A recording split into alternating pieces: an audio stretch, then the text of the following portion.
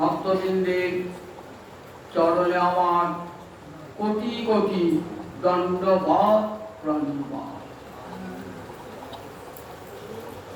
মর্তের কৈলাস ধাম কাশীতে, পূর্ণ কাশী ধামে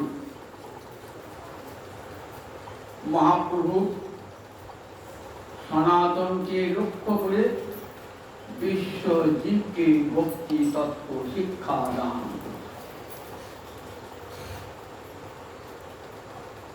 সাধন ভক্তির দুটো ভাগ একদিন বলেছি, একটি বিধি ভক্তি আর একটি রাগ ভক্তি। কটা ভাগ? দুটো ভাগ সাধন ভক্তি, দু প্রকার, বৈদিক ভক্তি আর রাগ ভক্তি।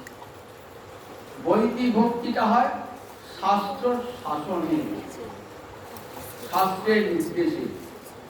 চারি বর্ণার ছবি যদি কৃষ্ণ নাহি ভজে, স্বধর্ম করিল সেও রবে করি মজে। ব্রাহ্মণ ক্ষত্রিয় বৈশ্য শূদ্র, ব্রহ্মচারী গৃহস্থ বানপ্রস্থি সন্ন্যাসী, এই চারি বর্ণের এবং চারি আশ্রমের মানুষ যদি আপন আপন বর্ণ ধর্ম আশ্রম ধর্ম পালন করেও যদি কৃষ্ণ ভজন না করে, তাহলে কোথায় গতি হয়? রৌরবে নরকে। 28 প্রকার নরকের মধ্যে একটা নরকের নাম রৌরব নরক। শ্রীমদ ভাগবতে 11 স্কন্ধ দেখবেন নবযোগীন্দ্র সংবাদ আছে। সেখানে যোগীন্দ্র বলছেন, যাকে কৃষ্ণ ভজন না করে চারি বর্ণে এবং চারি আশ্রমের মানুষ, তাহলে স্থানা ভ্রষ্টা পতন্ত। আপন আপন স্থান থেকে সে পতিত হয়ে যায় এবং কোথায় যায়? পতন্তি অধম, অধোলোকে তার গতি হয়। তাহলে কৃষ্ণ ভজন না করলে অধোগতি হয়, স্থানচ্যুত হতে হয়। এই শাস্ত্র শাসনের ভয়ে যে কৃষ্ণ ভক্তি, তার নাম হলো বৈদিক ভক্তি। আর অনুরাগে যে কৃষ্ণ ভক্তি, রাগহীন জন ভজে শাস্ত্রের আজ্ঞা, যাদের কৃষ্ণের প্রীতি নাই কিন্তু শাস্ত্রের আজ্ঞায় ভজন করে, তাদের ভক্তিটা হলো বৈদিক ভক্তি। আর যারা অনুরাগে কৃষ্ণ ভজে, ভালোবেসে কৃষ্ণ ভজে, তাদের ভক্তিটার নাম হলো রাগ ভক্তি। তারা স্বর্গ মুক্তি কোনো কিছুই তারা চায় না, তারা গোবিন্দকে ভালোবাসার জন্য ভালোবাসে। তাদের ভালোবাসার পশ্চাতে কোনো কারণ থাকে না। একে বলে অনিমিত্তা ভাগবতী ভক্তি। যে ভক্তির পশ্চাতে কোনো নিমিত্ত নাই, কারণ নাই, তাকে বলে অনিমিত্তা ভাগবতী ভক্তি। নির্গুণা হরি ভক্তি, কৈতব রহিতা হরি ভক্তি। এখন বৈদিক ভক্তির কথা শোনাচ্ছি আপনাদের। সুখদেব হরিদ্বারের ব্রহ্মকুণ্ডের তীরে এসে প্রথমে বৈদিক ভক্তির কথাই শোনাচ্ছি। তস্মাৎ ভারত সর্বাত্মা ভগবান হরিশ্বর শ্রোতব্য কীর্তিতব্য স্মর্তব্য চেচ্ছদা ভয়। সুখদেব এসেছেন হরিদ্বারের ব্রহ্মকুণ্ডের তীরে। মৌনী তো কথা বলবেন না, কিন্তু হরিকথায় মৌনী নন, হরিকথায় মুখ। প্রথম মুক্তি খুলেছেন মহারাজ পরীক্ষিতকে লক্ষ্য করে সমবেত ভক্তবৃন্দকে বলেছেন, হরিদ্বারের ব্রহ্মকুণ্ডের তীরে আজ লক্ষ লক্ষ মানুষ। ব্যাসনন্দন সুখদেব এসেছে, আজ হরিকথার নদী বইবে, হরিকথার নদী বইবে, প্রেম তরঙ্গ উঠবে। মা গঙ্গার তীরে প্রেমের তরঙ্গ, প্রেমের নদী বইবে আসছে। তাই সব যোগী তার যোগ ভুলে, ধ্যানী তার ধ্যান ভুলে, তপস্বী তার তপস্যা ভুলে, ব্রহ্মচারী তার ব্রহ্মচর্য ভুলে, দেবতারা এসেছেন স্বর্গ থেকে নেমে কোথায়? আর হরিদ্বারে ব্রহ্মকুণ্ডের তীরে। আর তাদের পিছু পিছু আমাদের মতন বিষয়াসক্ত, বিষয়ের কীট নরাধম তারাও জুটে যে তাদের কি পায়, যদি একটু কৃষ্ণ কথা কানে ধরে। সুখদেব মুখটা খুলি বলছেন, তস্মাৎ ভারত সর্বাত্মা ভগবান হরি ঈশ্বর শ্রোতব্য কীর্তিতব্য স্মর্তব্য চেচ্ছদাভয়ম। অভয়ম ইচ্ছতা, যদি কেউ মুক্তি পেতে ইচ্ছা করো আর সংসারের ভয় থেকে, অর্থাৎ সংসার ভয় থেকে কখন মুক্ত হয়? যখন জীব মুক্ত হয়ে যায় আর সংসার ক্লেশ থাকে না। এই অভয়ম ইচ্ছতা, তারা কি করবেন? ভগবান শ্রীহরির কথা শ্রোতব্য, তাদের শোনাটা বিধেয়। তিনটিতে গুরুত্বব্য পড়তে আছে। ব্যাকরণে তব্য প্রত্যয় কখন হয়? বিধিবাচক শব্দে শুরু ধাতু তব্য করে শ্রোতব্য, কীর্ত ধাতু প্রত্যয় করে কীর্তিতব্য, স্মৃতি ধাতু তব্য প্রত্যয় করে স্মর্তব্য। প্রত্যেকটা তব্য প্রত্যয়। বিধিবাচক শব্দ হল তব্য, অনিয়, ন, য, তপ, এগুলো হয়। আগে দুটো বলেছি। শ্রোতব্য মানে শোনাটা বিধি, শ্রোতব্য। এই শ্রবণটা দেখুন, ভক্তির শুরু কিন্তু এই শ্রবণ থেকে হয়, তার দুটো হয়। মহারাজ পরীক্ষিত বংশের গুণে মায়ের পেটে কৃষ্ণের কৃপা লাভ করেছে, কিন্তু তার তো সাধারণ ভজন দেখতে পাই না। কিন্তু রাজার মতো নিয়ে বিবাহ করছেন, সবই করছেন। শুধু বংশের গুণে, যে বংশে তিনি জন্মেছেন ওই বংশ কৃষ্ণের কৃপাধন্য,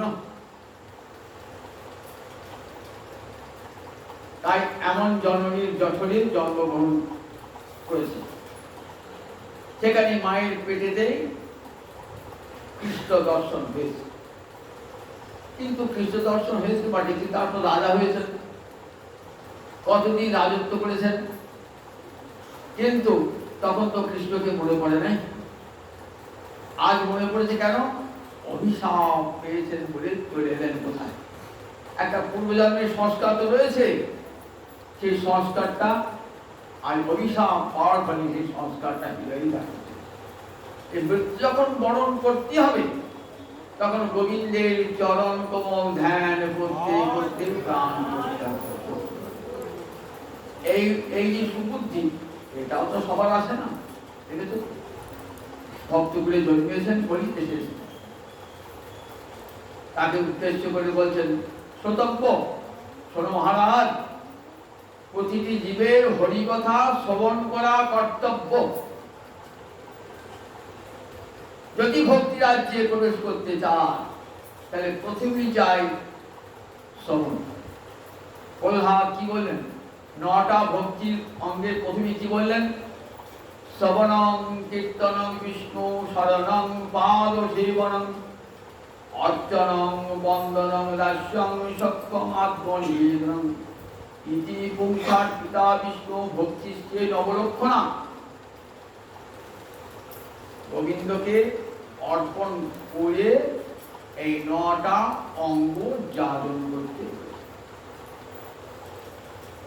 অর্থাৎ নিজের জন্য নয়, গোবিন্দকে ভালোবেসে এই 9টা অঙ্গ যাজন করলে তবেই সেটা ভক্তি আখ্যা প্রাপ্ত হবে, নইলে ভক্তি আখ্যা প্রাপ্ত হবে। গোবিন্দকে ভালোবেসে ইতি পুংসার পিতা, আগে গোবিন্দকে অর্পণ করে এই 9টা ভক্তি অঙ্গ যাজন করতে। তোমার কথা শুনলে তুমি প্রীত হও প্রভু, তাই তোমার কথা কান পেতে বসে বসে শুনছি, তাতে আমারও প্রীতি লাভ হচ্ছে প্রভু। জীবারাত্ম তো সংসারের কথাই শুনি, পরনিন্দা পরচর্চা শুনে শুনে দুটো কান তো কালা হয়ে গেছে। তাই তোমার কথা শুনতে বসি। সতর্ক বলেন, তাই প্রথমে বলেন শ্রবণ। মুখ্য অঙ্গই হলো শ্রবণ। 9টা ভক্তি অঙ্গ, 64 ভক্তি অঙ্গের কথা আগে দিন বলেছি। 64 ভক্তি অঙ্গের মধ্যে 9টা কিন্তু প্রধান রয়েছেন, প্রধান। আবার সনাতন গোস্বামীকে মহাপ্রভু কি বললেন? সাধু সঙ্গ, নাম কীর্তন, ভাগবত শ্রবণ, মথুরাবাস, শ্রীমূর্তি শ্রদ্ধায় সেবন, সকল সাধন শ্রেষ্ঠ এই পঞ্চ অঙ্গ। কৃষ্ণ প্রেম জন্মায় এই 5-এর অল্প সঙ্গ।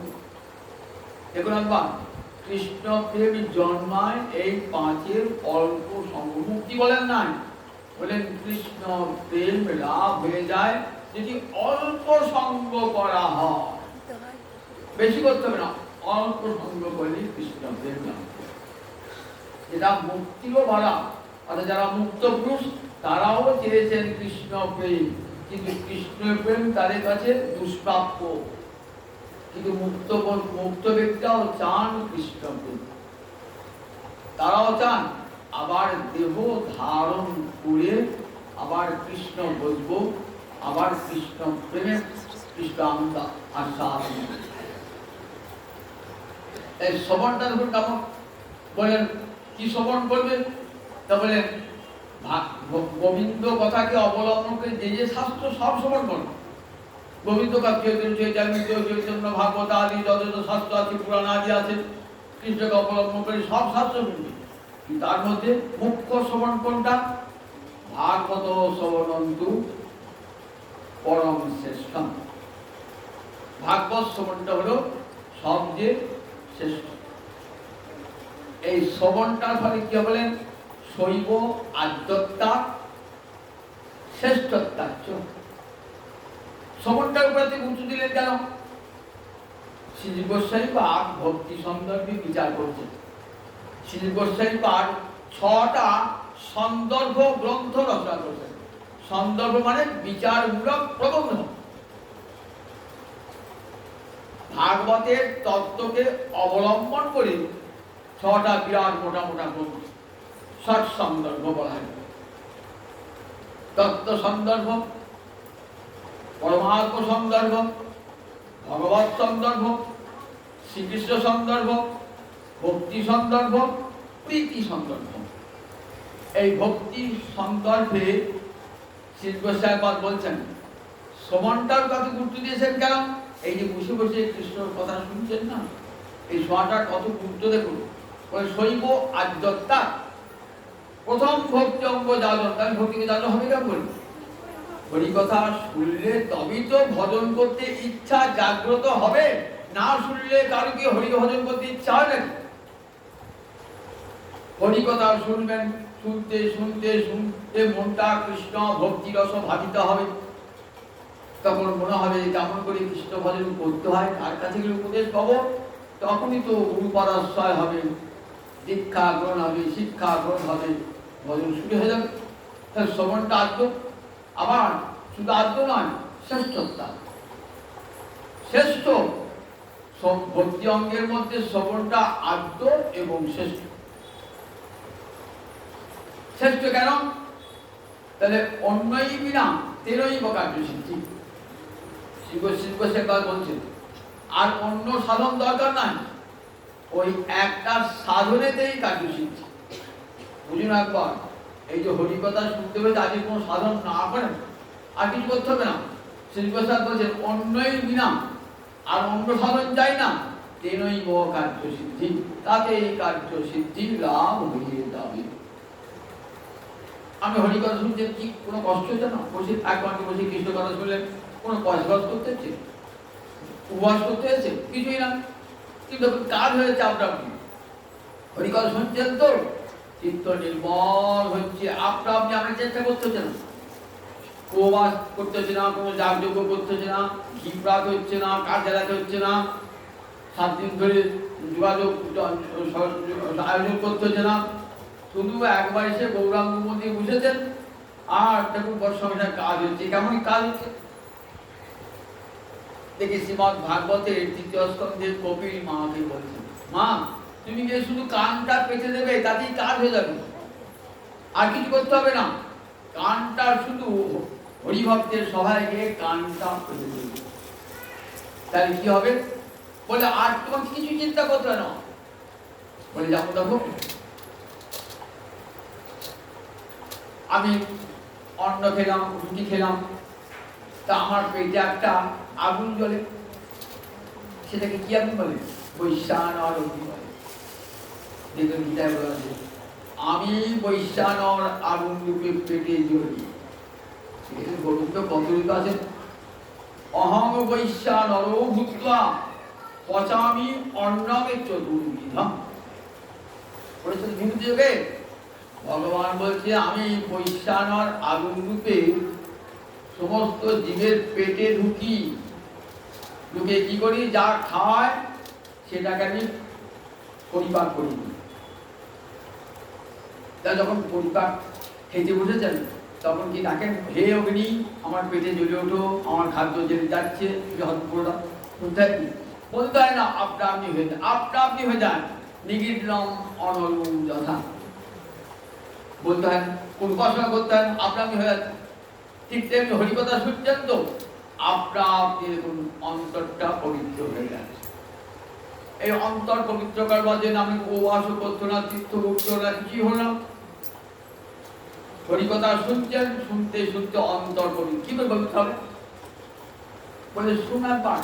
সুত গোস্বামী বা নবী সামনে ঋষিগণকে কি বলছেন?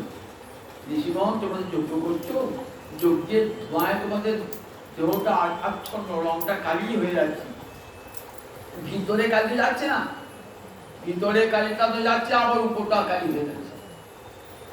ভিতরে কালিটা কখন যাবে জানো? ছিন্নতাং সকতা কৃষ্ণ পূর্ণ শ্রবণ কীর্তন সিদ্ধান্তস্থু ভদ্রাণী বিদুনতি স্পৃশতাং।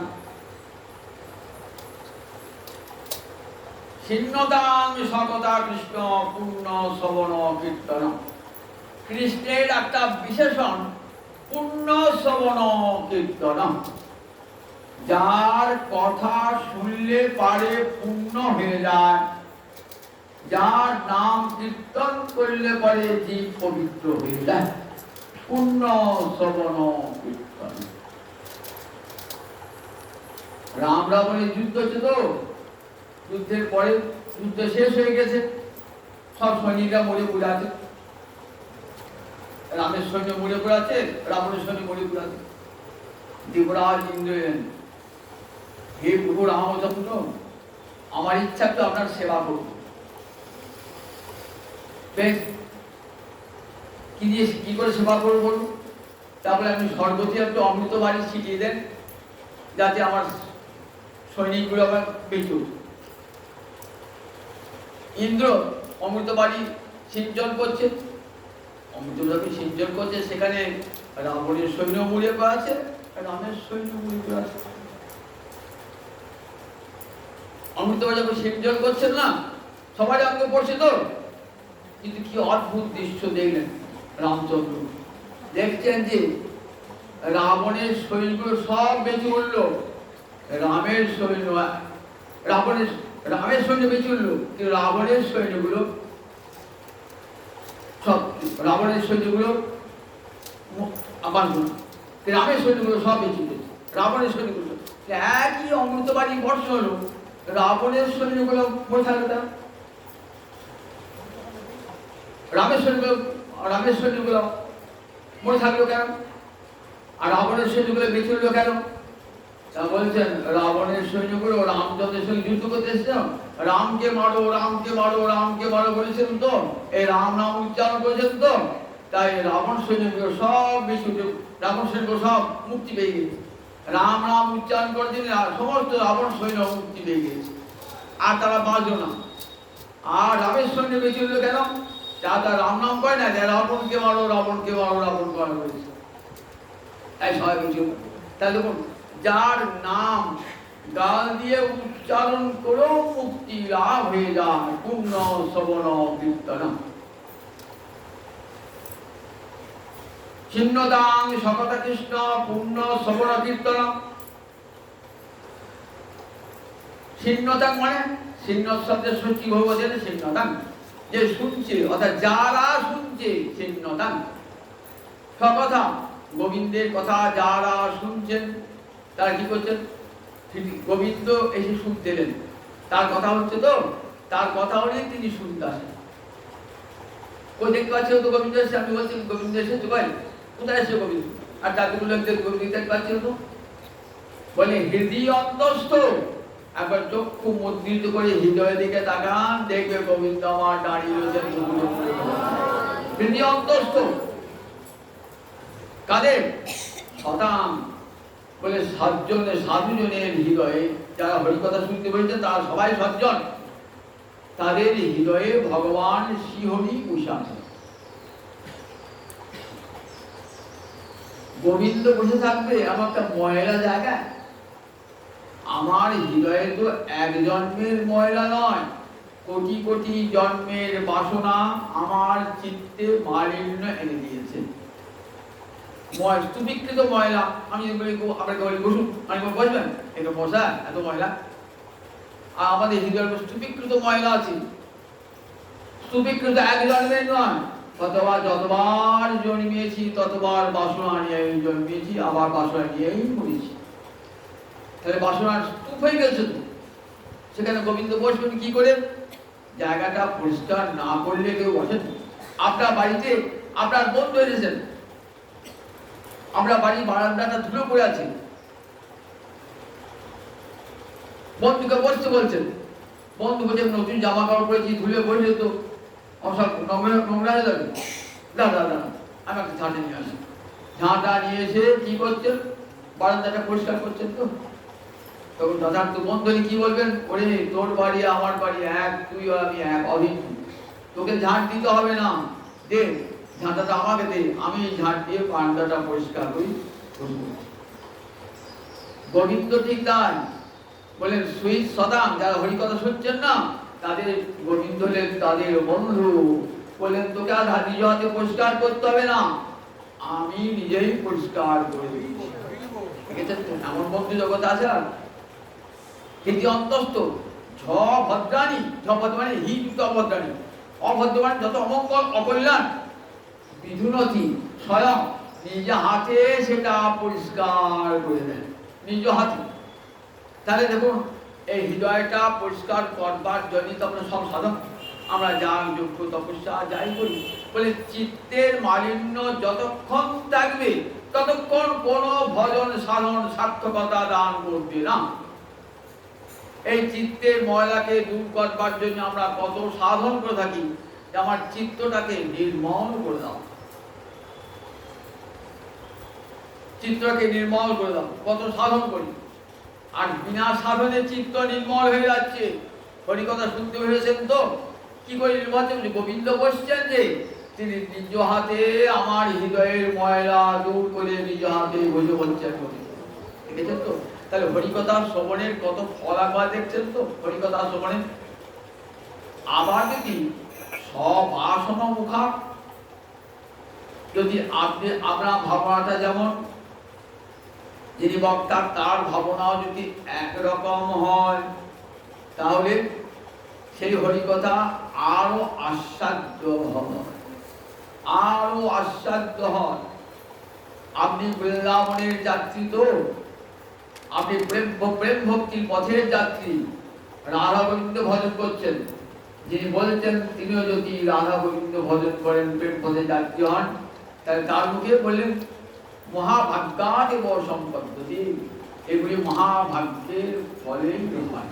সবাসন মুখা, সমান বাসনাযুক্ত মহতের মুখে হরিকথা শুনলে তার ফলটা ঠিক এইরকম হয়ে যায়। তাহলে বুঝি হরিকথার শ্রবণটা কত বড় ফলদায়ক, যার জন্য যাগ যজ্ঞ তপস্যা ব্রত কিছুই করতে হলো না, হরিকথার আসরে এসে একবার কানটা পেতে দিলেন আর তার ফল হয়ে গেল আমার চিত্তের যত মল ছিল সব দূরীভূত হয়ে গেল। জগতের যত যত ভক্ত এবং চিত্ত নির্মল হয়ে তারা হরিকথা শ্রবণ করে, সাধু সঙ্গ করে, তাদের মুখে হরিকথা শ্রবণ করে তারা সব মুক্তি পথে যাত্রা করে। শ্রবণং কীর্তনং বিষ্ণু স্মরণং প্রথমে বলে আদ্য হল শ্রবণ, কৃষ্ণ কথা হরি কথা শ্রবণ। এই শ্রবণ করতে করতে কি হবে, দেখলেন উপযুক্ত শ্রোতা উপযুক্ত বক্তা নাই, তাহলে তখন কি করবেন, তখন কীর্তন করবেন। বক্তার অভাবে কি করবেন, কীর্তন। অনেক জায়গায় হরিকথা কীর্তন তো হয় না, কাটোয়া যেমন কাটোয়া নবদ্বীপ ধামপান করে হরিকথা হয়, এর বাইরে হরিকথা হয় না। তাহলে ভক্তি কি করবেন, নিজে নিজেই কীর্তন করবেন। স্মরণটা মনের ধর্ম, অনেক দেরিতে শ্রবণ কীর্তন করতে করতে তবে স্মরণ হবে। স্মরণ মনের ধর্ম, মনের উপর তো আমার নিয়ন্ত্রণ নাই। মন পাগলা, মন তাকে নিয়ন্ত্রণ করতে পারি না, শত চেষ্টা করেও মনকে নিয়ন্ত্রণ করতে পারি না। এই মনকে নিরুদ্ধ করবার জন্য যোগীরা কত যোগ সাধন করছেন, জ্ঞানীরা ব্রহ্মচর্য আদি পালন করছেন, তপস্যা করছেন, যাতে আমার মনটা ঠিক হয়। মনটা ঠিক না হলে তো স্মরণ হবে না। তা মনের উপর তো আমার কোনো নিয়ন্ত্রণ ক্ষমতা নাই। যদিও ইন্দ্রিয়ের উপর নিয়ন্ত্রণ ক্ষমতা যদিও আছে, কিন্তু অন্তরিন্দ্র মনের উপর নিয়ন্ত্রণ ক্ষমতা আমার নেই। তাই স্মরণটা অনেক পরে হবে। শ্রবণ কীর্তন করতে করতে করতে করতে করতে চিত্তের সব ময়লা জব যখন দূরীভূত হয়ে যাবে, তখন চেত দর্পণ মার্জন, তখন দেখবেন চিত্তের মধ্যে দূর হয়ে গেছে, তখন মনের উপর একটা নিয়ন্ত্রণ এসে গেছে। মন তখন আর কিছুই কৃষ্ণ কথা ছাড়া আর অন্য কোনো কথা শুনতেই যায় না, তার কানেও প্রবেশ করে না। তখন মনে হয় দিবারাত্র হরি কথাই শুনি। এবং ব্রত সত্য নাম কীর্তা জাতানুরাগ দুচিত্ত উচ্চৈ হচত্তরৌতি রৌতি গায়তি উন্মাদ বন্নিত্যতি লোকবাচ্য। নবযোগীন্দ্র বলছেন, দেখো প্রথমে শ্রবণার কীর্তনটা দিলেন, স্মরণটা অনেক দূরে, বলে নাম শ্রবণ করো আর কীর্তন করো। এবং ব্রত সত্য নাম কীর্তন, নাম কীর্তনটাকে ব্রত রূপে গ্রহণ করো। যেমন হরিদাস ঠাকুর ব্রত রূপে, হরিদাস বলে আমারটা ব্রত আছে কি, প্রতিদিন 3 লক্ষ নাম, মাসে 1 কোটি নাম, এটা আমার ব্রত।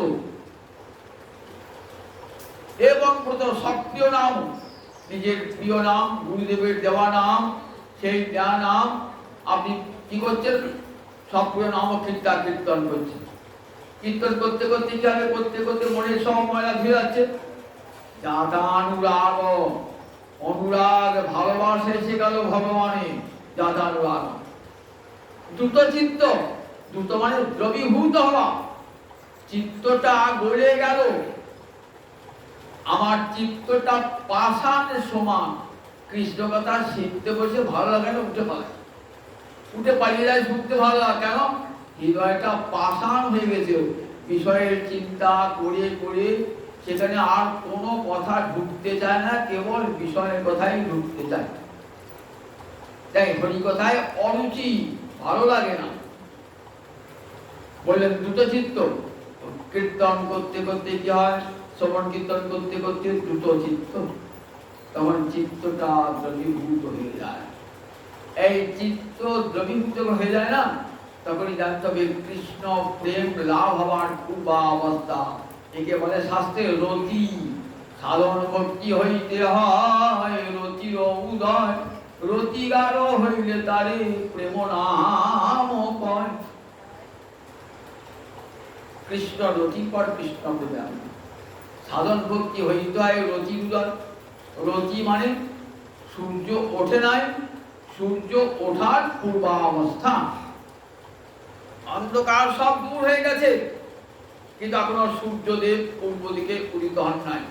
উদিত হলে আর এতটুকু অন্ধকার কোথাও থাকবে, অলিতে গলিতে কোথাও অন্ধকার থাকবে না, মনের আনাচে কানাচে কোথাও আর অন্ধকার থাকবে না। এই প্রেম সূর্যের উদয় হয়ে যাবে।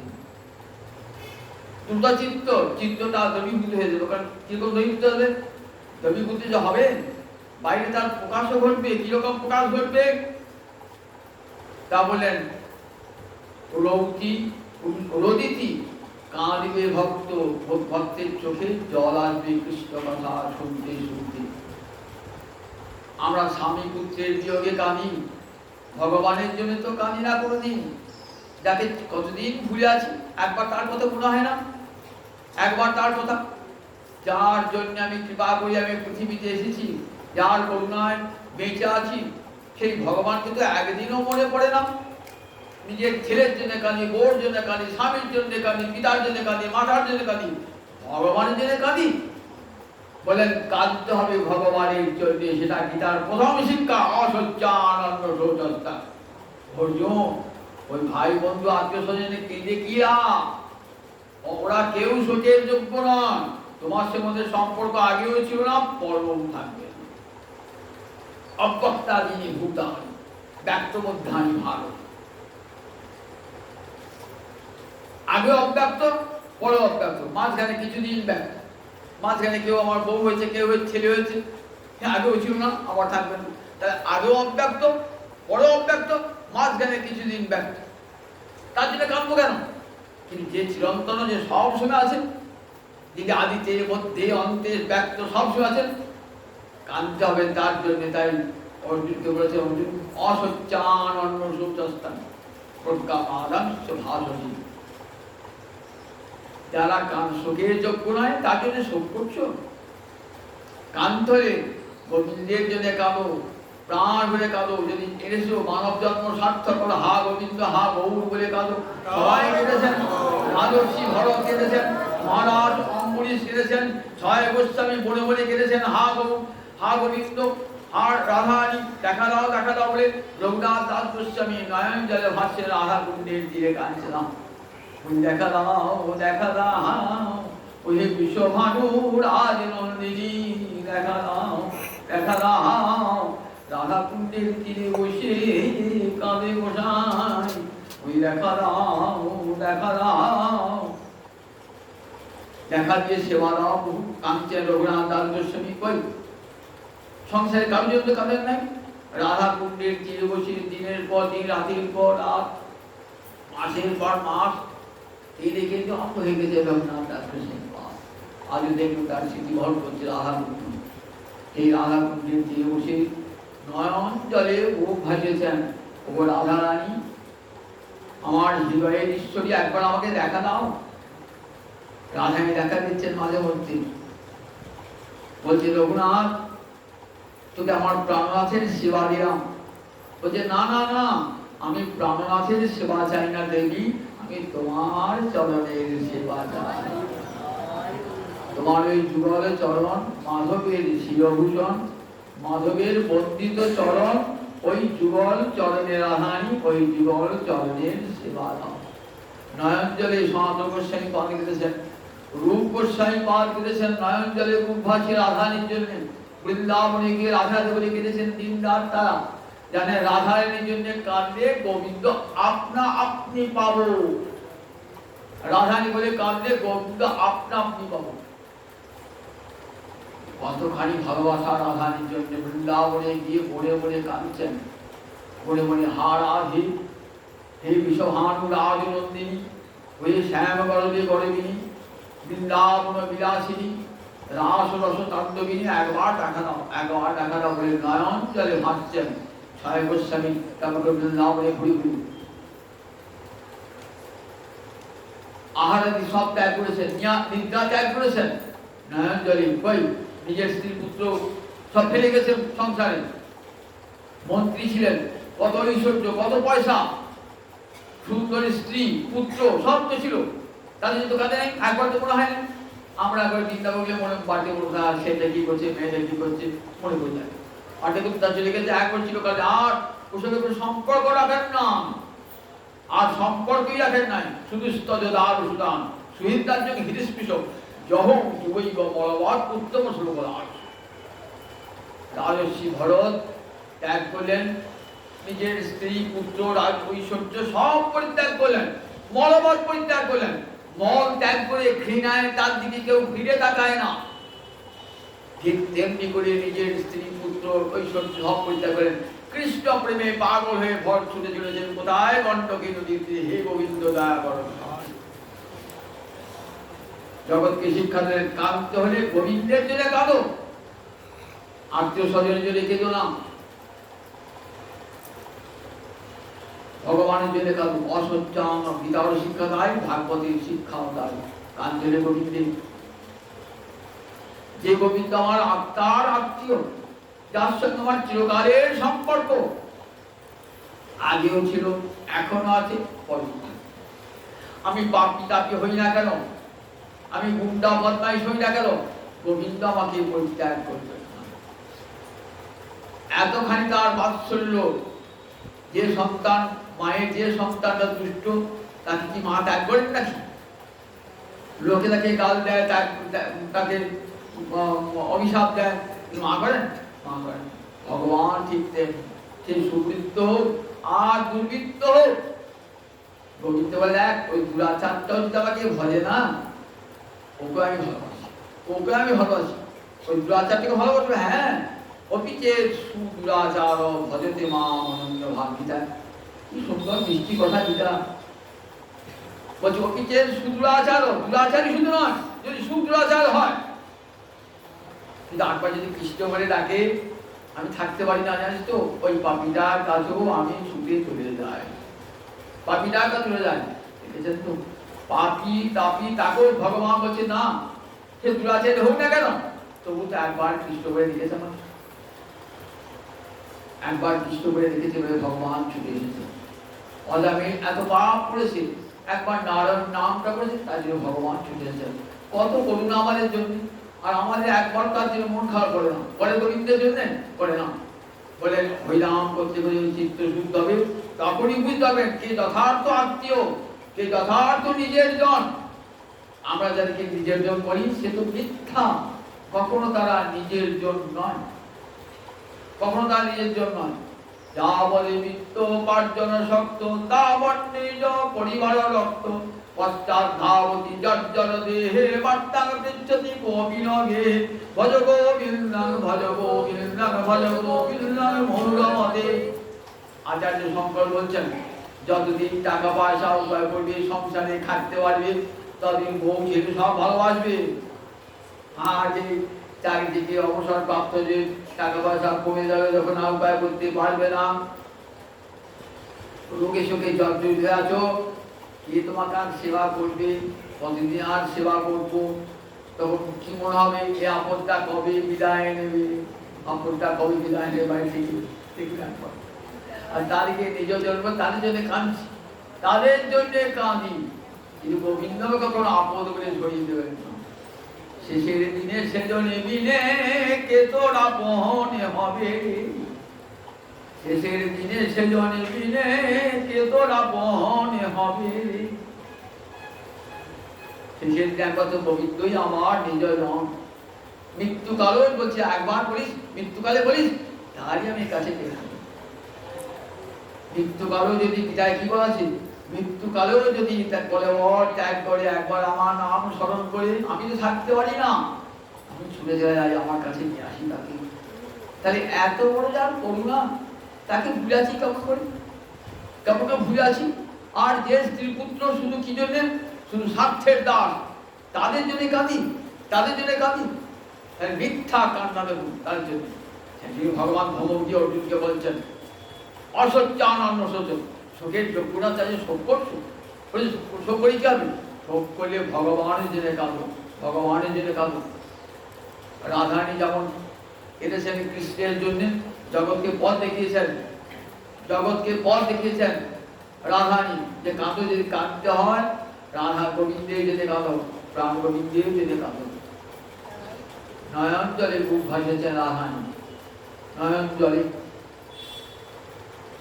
দেখুন তাহলে, অথচ আমরা কোথায় আমরা কাঁদি, বলেন রোদিতি রৌতি, ওই কথা শুনতে শুনতে চিত্ত নির্মল হয়ে যায়, ভক্তি তখন হৃদয়টা আর পাষাণ থাকে না, বলে যায়, তখন আর চিনতে ভুল হয় না যে গোবিন্দই আমার বন্ধু, তিনি আমার নির্জন। তখন রদিতি, তখনই কৃষ্ণ বিরহ জেগে ওঠে অন্তরে, গুরু কৃপায় তখনই অন্তরে কৃষ্ণ বিরহ জেগে ওঠে। তার আগে পর্যন্ত হয় না, কৃষ্ণ বিরহ জাগে না। পুত্র বিরহ জাগে, স্বামী বিরহ জাগে, পত্নী বিরহ জাগে, কিন্তু গোবিন্দ বিরহ জাগ্রত হয় না। গুরু কৃপায় যখন হরিকথা, গুরুমুখী হরিকথা শুনতে শুনতে শুনতে চিত্ত নির্মল হয়ে যায়, তখন কি হয়? তখন গোবিন্দ বিরহ সব সময় জায়গা অন্তরে, অন্তরে গোবিন্দ বিরহ। এই বিরহটাই তো সাধনা। প্রভু তোমাকে পেলাম না, সারা জীবন ভজন করলাম না প্রভু, আমার জীবনটা ব্যর্থ হয়ে গেল। এমনি করে ভক্ত কান, প্রভু তোমার করুণা পেলাম না প্রভু, আমি আমার অধন্য প্রভু, মানব জীবনটা আমার ব্যর্থ হয়ে গেল। দুর্লভ মানব জন্ম পেলাম, সে মানব জন্ম পেয়ে সংসার বুঝলাম, সংসারের জন্য কাজ পাইয়া মনুষ্য জন্ম, আমি কি করলাম? কিসের কর্ম? মনুষ্য জন্ম পেয়ে অমানুষের মতো কর্ম করলাম। দুর্লভ মানব জন্ম পেলাম, কিন্তু মানুষের মতো কর্ম করলাম না। হরি হরি বিফলে জন্ম পাইল, মনুষ্য জন্ম পাইয়া রাধা কৃষ্ণ না ভজিয়া, জানিয়া শুনিয়া বিষ খাইল। হরিনামে সংকীর্তন গোলকের প্রেম ধন, রতি না জন্মিল কেন তাই। ব্রজেন্দ্রনন্দন যে সতীসুত হইল সেই, আমার বলরাম হইল নিতাই। আবার তো তারাই এলেন কৃপা করবার জন্য। একবার জীব হরিমিত হয় না, একবার হরি বলে না, কতখানি আকুলতা। বারবার নেমে আসছেন জীবকে নিজের কাছে নিয়ে যাওয়ার জন্য। কত করুণা অন্তরে বলুন দেখি, ছুটে ছুটে আসছেন বিশ্বপিতা, কত রূপে কত ফলে বলে জীবকে নিজের কাছে নিয়ে যাওয়ার জন্য। কিন্তু আমরা দুর্লভ মানব জন্ম, গোবিন্দের করুণার দান, কত লক্ষ লক্ষ 84 লক্ষ জনি ভ্রমণ করে মানব দেহটা পেলাম কৃষ্ণ ভজনের জন্য। কিন্তু কৃষ্ণ ভজন করলাম না, স্ত্রী পুত্রের ভজন করলাম, বিষয়ের ভজন করলাম। একবার মনে জাগা উচিত, এক ক্ষেপটা মনে জাগা উচিত চাকরির কাজে। একবার যদি মনে জাগে যে এমন দুর্লভ মানব জন্ম পেলাম, কৃষ্ণ ভজন করলাম না, মানব জন্মটা বৃথায় চলে গেল, বৃথায় চলে গেল। এই বিভাগটা যদি একবার হৃদয়ে জাগে না, তাহলে কাজ হয়ে যায়, কাজ হয়ে যায়। মনুষ্য জন্ম দুর্লভ মানব জন্ম পেলাম, জেনে শুনে বিষ খেলাম, জেনে শুনে বিষ খেলাম। সংসারের ভার বইতে বইতে, সংসারের ভার বইতে বইতে শেষ হয়ে গেলাম। জেনে শুনে বিষ পান করেছি, তো এইবার নিজের মৃত্যু আমি নিজেই ডেকে নিয়েছি। আমি নিজেকে একটা বিষ জানতাম না, খেতাম না, কিন্তু জেনে শুনে বিষটা খেয়েছি। তাই সংসার বিষা নলে দিবানিশি হিয়া জলে, জুড়াইতে না কই সব ঘরে ঘরে দেখুন কলি ঢুকে গেছে, ঘরে ঘরে সংসারে নড়ে নড়ে সব কলি ঢুকে গেছে। সংসারে শান্তি নাই, টাকা আছে, পয়সা আছে, বাড়ি আছে, গাড়ি আছে, মান যশ প্রতিষ্ঠা আছে, কিন্তু আসল যেটি দরকার সেটি কি করে নাই, কি করে নাই? শান্তিময় উপাসনা করেছো, যিনি শান্তিময় শান্তিদাতা, তাকে একবার দেখেছো? শান্তি পাবে কেমন বলো? ওই বাড়ি পাবে, গাড়ি পাবে, ঘর পাবে, বউ পাবে, ছেলে পাবে, সব পাবে, শান্তি পাবে না। শান্তি পাবে না, হৃদয়ের ঘরটা শূন্য হয়ে থাকবে, শূন্য হয়ে থাকবে। বাড়ি গাড়ি ধন সব হবে, কিন্তু ভগবানের যেটা কারো হৃদয়টা শান্তিতে ভরে যাবে ভগবানের। দেখুন এই কলিকালে মানুষের বাড়ি গাড়ি কোনো কিছু অভাব নাই, মানুষের সব বাড়ি গাড়ি ধন দৌলত সব আছে, কিন্তু ঘরে ঘরে কলি ঢুকেছে, ঘরে ঘরে নড়ে নড়ে সব কলি ঢুকে গিয়েছে। এত দুঃখ, এত অশান্তি, দেখুন কেন বলেন? দেখো যিনি দুঃখ দূরকারী সেই গোবিন্দ কি একবার ভজনা করি না, দুঃখ থাকবে না? শান্তি মায়ের উপাসনা করেছি, তবে তো শান্তি পাবো। আমরা করি না, বলে জীব যদি সুখ পেতে যাও তাহলে কোথাও যাও? বেদ মাতা উচ্চ কণ্ঠে বলছেন, বিষ্ণু পরমে পদে মধ্য উচ্চ, হে জীব সুখ চাও, তাহলে ওই ওই গোবিন্দের চরণ কমলে সব মধু লুকানো আছে। মধু খরন্তি সিন্ধাব, শ্রুতি বলছেন দেখো, মধুরিতায়তে বাদা মধু খরন্তি সিন্ধাব। যারা কৃষ্ণ ভক্ত তাদের কাছে পৃথিবী সবচেয়ে মধুকরণ করছে। কোথায় দুঃখ রে? দুঃখই নাই। যেদিকে ফিরায় রাখি কৃষ্ণময় জগতি। প্রহ্লাদের দুঃখ নাই। প্রহ্লাদের দুঃখ ছিল, ধ্রুবের দুঃখ ছিল, সব দুঃখ দূর। মহারাজ অংশের দুঃখ ছিল, দুঃখ ছিল না। তাই দেখো এই শ্রবণটা কত বড়! শ্রবণ করতে করতে চিত্ত নির্মল হয়ে যায়। আর সে নির্মল হৃদয়ে কি হয়? স্মরণ হয় কৃষ্ণ স্মৃতি জাগ্রত। তখন অপরাধ বোধ হয়, এমন সুন্দর মানব জন্ম করেও একবার কৃষ্ণ ভজন করলাম না। তখন অপরাধ বোধ হয় অন্তরে, কত বড় অকৃতজ্ঞ। যার তিনি করুণা করে আমাকে মানব জন্ম দিয়েছেন তাকে ভজবার জন্য, কিন্তু একদিনের জন্য হা গৌর হা নিতাই বললাম না, হা গোবিন্দ বললাম না, এমন দুর্লভ মানব জন্ম কি? তখন অন্তরে যদি আক্ষেপ সবার জাগে না, যখন আক্ষেপ জানবে যে আমি বুদ্ধিবা লাভ হয়ে, তাই আক্ষেপ জেগেছি, আক্ষেপ জেগেছি যে আমি এমন দুর্লভ মানব জন্ম মিথ্যা গায়ে করলাম, জোড়াবার প্রাণ জোড়াবার উপায় করলাম না। তাই বলে দেখো, বসে বসে হরিকথা শোনো, শুনতে শুনতে চিত্তটা নির্মল হয়ে যাবে। তখন দেখবেন এই হরিস্মৃতি অন্তরে যেই বলবে, তস্মাৎ ভারত সর্বাত্মা ভগবান হরি ঈশ্বর শ্রোতব্য কীর্তিতব্য স্মর্তব্য চেচ্ছতা ভয়ম। জীব তখন অভয়ের পথে যাত্রা করবে, আর ভয়হীন জীবন যাপন করবে। আর কোনো ভয় নাই, কোনো কিছু তো আর নাই। গোস্বামী পাদকুনে আর কোনো ভয় ছিল? বৃন্দাবনে গিয়ে বনে জঙ্গলে শুয়ে আছেন, তাই সাপে কাটবে না, বাঘে খাবে না, সিংহে খাবে, কোনো ভয় ছিল? সনাতন গোস্বামী কোথায় শুয়ে আছেন? একটা গাছের তলায় শুয়ে আছেন। কোনোদিন আহার জুটে, কোনোদিন জুটে না। আহার গ্রহণ করবার জন্য দীক্ষার ঝুড়িটাও হাতে নাই।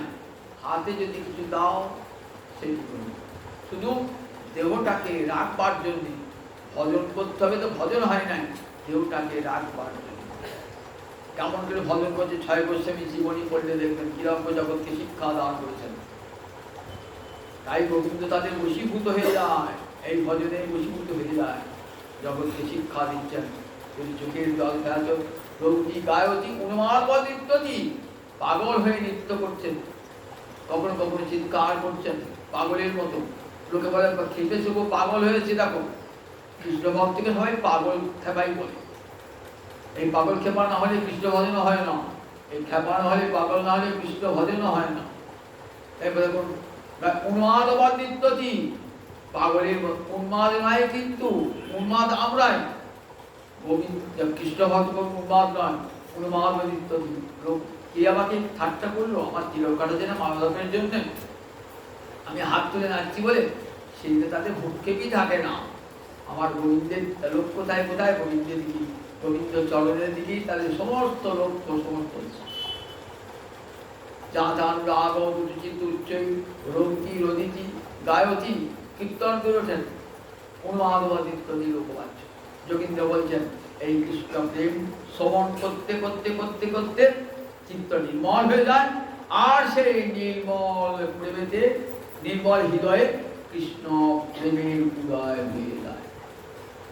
তাই বলে দেখো এই ৯টা ভক্তি অঙ্কে সব একটা করছে, কোনো একটা করি। এক অঙ্ক সাধে কেহ, সাধে বহু অঙ্ক। মহারাজ পরীক্ষিত শুধু শ্রবণ করেছিলেন, আর তো কিছু করেন নাই। 7 দিন বসে বসে হরিকথা শুনেছিলেন। তার ফল কি হয়েছিল? একবারে গোবিন্দ পাদ পদ্ম লাভ, গোবিন্দ পাদ পদ্ম লাভ। তাকে তো সাথে খেয়েছিল না, না। মহারাজ পরীক্ষিতকে তক্ষ দংশন করবার ক্ষমতা নাই। ও দেহ গোবিন্দ বাঁচিয়েছে, রক্ষা করেছে, ওই দেহ কখনো সাপে তক্ষ কখনো স্পর্শ করতে পারে?